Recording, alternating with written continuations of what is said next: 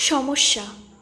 যদি সমস্যার পরিমাণ পরিমাপ করার প্রতিযোগিতা করা হতো, তাহলে হয়তো আমাকেই জয়ী করা হতো। এমন ভাবনাগুলো অনেকের কাছেই খুব পরিচিত।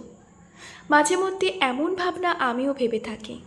সমস্যা সবার জীবনেই আছে, হয়তো একটু কম, হয়তো একটু বেশি। তবে পরিমাপ করা যাবে না। যদি পরিমাপ করা হয়, তবে একের পর এক সিরিয়াল তৈরি করা যাবে। কিন্তু কেউ বিজয়ী হতে পারবে না, কারণ প্রত্যেকের সমস্যা প্রত্যেকের কাছেই পৃথিবীর সবথেকে বড় সমস্যা।